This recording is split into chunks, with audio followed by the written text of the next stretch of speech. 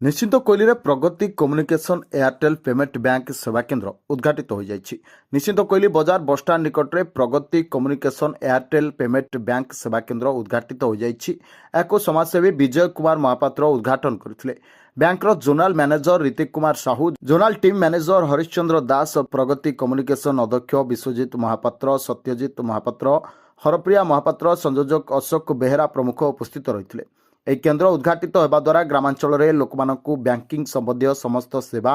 ଟଙ୍କା ଉଠାଣ, ଟଙ୍କା ଜମା, ଭତ୍ତା ଟଙ୍କା ଉଠାଣ ଆଦି ବିଭିନ୍ନ ପ୍ରକାର ବ୍ୟାଙ୍କିଂ ସେବା ସୁବିଧା ଯୋଗାଇ ଦିଆଯିବ ବୋଲି ବ୍ୟାଙ୍କ ମ୍ୟାନେଜର ପ୍ରକାଶ କରିଛନ୍ତି। ଏହି କାର୍ଯ୍ୟକ୍ରମ ଅବସରରେ ସମସ୍ତଙ୍କୁ ଉତ୍ତରୀୟ ପ୍ରଦାନ ପୂର୍ବକ ସମ୍ବର୍ଦ୍ଧିତ କରାଯିବା ସହ ମିଷ୍ଟାନ୍ନ ବଣ୍ଟନ କରାଯାଇଥିଲା।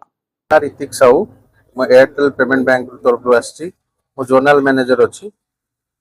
आज आम जो सेवा केन्द्र लॉन्च है विश्व एटी आप सुविधा पाइपर आमर सेविंग अकाउंट जोटा एयरटेल अच्छी सहित एटीएम कार्ड भी पाइपर सहित जदि किसी ट्रांजेक्शन रोचे जमी गोटे छोट बैंक भाया तो सहित ट्रांजेक्शन आप जो लोक भी आसिक करेंगे सहित बहुत किसी सुविधा पाइपर जमीक आम मोबाइल नंबर चेंज हो गला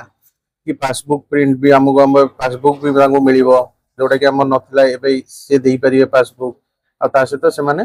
मिनी स्टेटमेंट भी देखि पारे बहुत किसी सुजोग ये पाइपर जोटा कि बैंक रे पाउतले एठी सेटा पाइ।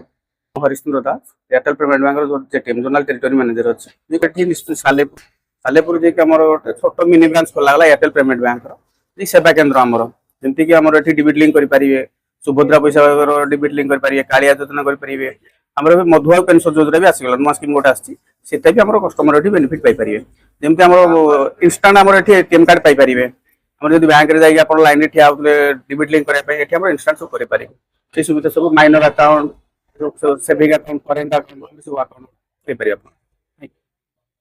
एटीएम पासबुक सुविधा रही पासबुक इंस्टांट प्रिंट कर एटीएम भी इंस्टांट आम दौर। Report news 18+।